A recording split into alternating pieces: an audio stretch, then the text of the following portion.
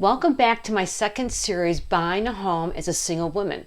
So if you watched my last series of this, you've already done a budget. Congratulations. I know that's a pain in the neck, but you got to do a budget. You hired yourself a real estate professional, so your realtor has done a buyer's consultation and gave you a high level of what it's like to purchase a home, and you've been pre-approved with a mortgage lender. So you kind of know like what price point you're going to be looking at. So we're going to be talking about next 3 steps on buying a house as a single woman. So now you've working with a realtor, and your realtor should have set you up on our realtor portal, also called a multiple listing service, the MLS. And she'll have it all set up in some type of like subscription that you'll be getting listings that are in your price point, what your criteria is. So these are a couple of things I want you to do before you even go out looking at houses. First, I want you to go and measure the rooms in the house that you're living in, so you get an idea of like what size bedroom you have and all the space you're going to need to put all your furniture. So you definitely want to do that. So now you're in the multiple listing service and you see a house that you really like and it's really sparked your interest.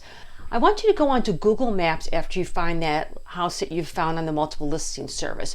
You want to go on there and see what's around the property. You want to make sure it's not on a busy road, or is there train tracks behind it, or just see what's around it. Any big like commercial properties, because what we want to think about is if you ever have to resell that house, what are going to be some of the problems you're going to have reselling that house that you're interested in. After you go through that and it still looks great, in our area, our sellers have to fill out a seller's disclosure. And a seller's disclosure is a thing that a seller will fill out to give a history of the house. So when you look at the seller's disclosure, it's multiple pages long. I know it can be very overwhelming, but what you're going to be doing is looking for all the yeses. And when you look at a yes, you're going to see the age of certain things, or there's been problems with the house. So things you want to look for is how old the roof is, how old his heater is, water heater, AC, or any other things that come up yes that they've had to fix the house, and what was the remedy for that. If there's a yes mark and you're not sure what that is and your agent can't explain it, your agent can actually reach out to the seller's agent and find out what that yes means. So after you looked at that and it still looks good, maybe you want to do a drive-by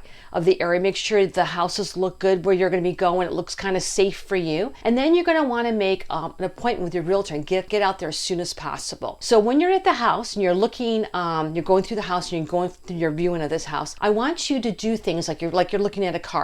You know, when you go and buy a car, you look underneath the hood, you check the trunk, you kick the tires, you take for a test drive. That's what you're going to kind of do when you're looking at the house. You're going to go in the house, you're going to open up the closets, you're going to see how much storage there is, you're going to open up all the kitchen cabinets, check the drawers, make sure they're working okay, look under the vanities. When you look at the heater, you want to see there's a history of maintenance on it. You want to bring a flashlight with you, and you also want to bring a measuring tape. So you're going to go through all that stuff, you're going to check out the house and make sure it's everything that you think you want it to be. And at that point, if you're really liking what you're about the house, you're going to want to reach out to your mortgage lender. Have your mortgage lender run numbers, as we call running numbers for you. So what they're going to do is run your closing costs, let you know how much you need for closing costs for closing, and how much your monthly payment is before you even write an offer up, which is really important. Then you understand what your obligation is. So if you do your closing costs, you do have enough money for that, and the monthly payment is in your monthly budget, then your realtor is going to write up the offer.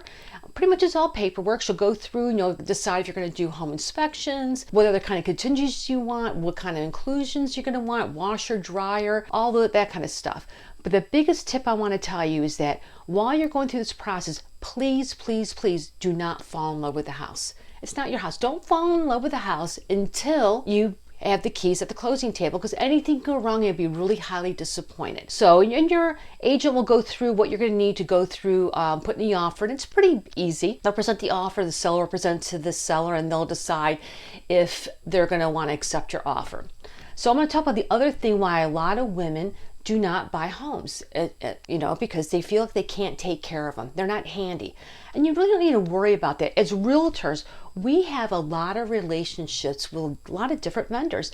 I have a great handyman that I refer out to all my single girls that own houses, and he comes out and he can fix anything for them. We also have relationships with electricians, plumbers, HVAC guys. We have it all. If your agent doesn't have those relationships with those kind of people, someone in our office will, and they connect you with those people.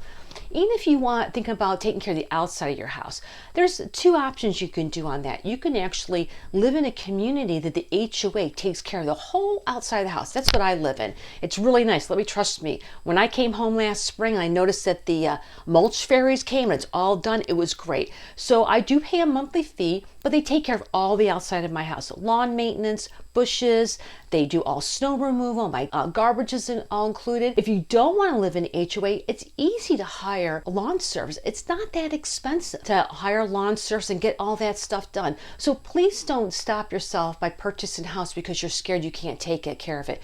Your realtor is your source of information. Trust me, your realtor will have all kinds of vendors they can connect you with, a good handyman. YouTube's got great resources how to take care of a house. You can get a home warranty for your house, all those things. So please don't stop yourself by not purchasing a house. The fastest way to wealth is owning real estate. And I would love to see you purchase that house and have that dream of owning your own house and doing all those fun things, and instead of putting a monthly rent of that payment in another person's asset, let's put it in your asset and grow that wealth for you. So if you have any questions about anything I talked about today, please put the comments down below. I'd love to hear from you. And if you'd like the content we have on our channel, please subscribe. We'd love to hear from you, and have a great day.